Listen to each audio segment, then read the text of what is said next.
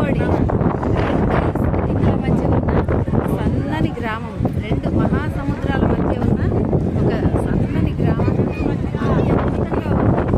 ఈ స్థలం చూస్తా ఉంటే ఈ గ్రామాన్ని అత్యద్భుతంగా ఉంది. దేశంలో చివరి గ్రామం, తమిళనాడులో రామేశ్వరం దీంట్లో చివరి అంచున ఉన్న చిన్న గ్రామం ధనుష్కోడి.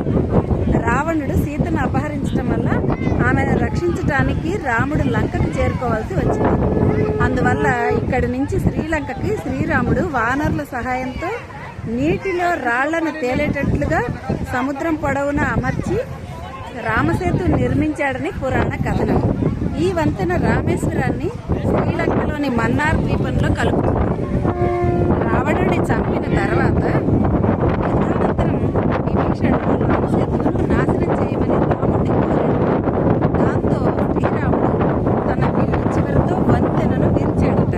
అందుకే ఈ ప్రదేశానికి విల్లు చివర అనే అర్థం వచ్చే ధనుష్కోడి అనే పేరు వచ్చింది.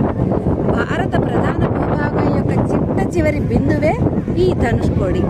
రామాయణంలో ఈ ప్రదేశానికి ఉన్న స్థానం, అంతేకాకుండా రెండు సముద్రాలు కలిసే అద్భుతమైన తీర ప్రాంత వాతావరణం మనకి ఎంతో అద్భుతంగా ఆశ్చర్యంగా కనిపిస్తుంది.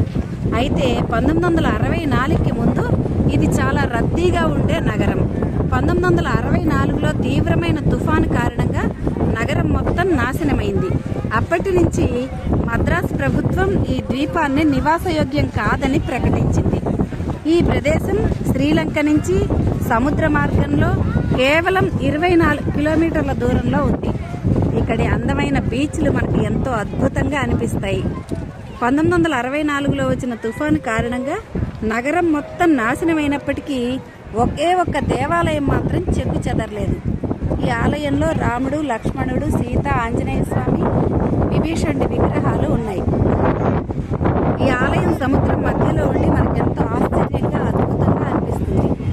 ఈ ప్రాంతంలో బంగాళాఖాతం నిశ్శబ్దంగా ఉంటే హిందూ మహాసముద్రం అలలతో ఎగిసి పడుతూ కనిపిస్తుంది. పైన నీలిరంగు ఆకాశం, పాదాల కింద ఇసుక, మన ముందు బంగాళాఖాతం చూస్తుంటే భలే ఉంది. బీచ్లో డ్రైవింగ్ ఒక రోలర్ కోస్టర్ రైడ్ లాగా ఉంది. అలలపై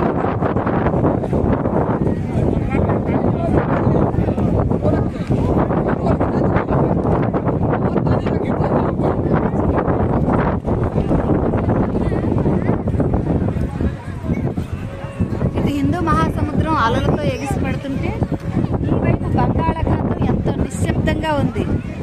నిజంగా అత్యద్భుతంగా ఉంది. చూస్తుంటేనే ఎంతో అద్భుతంగా ఆశ్చర్యంగా అనిపిస్తుంది.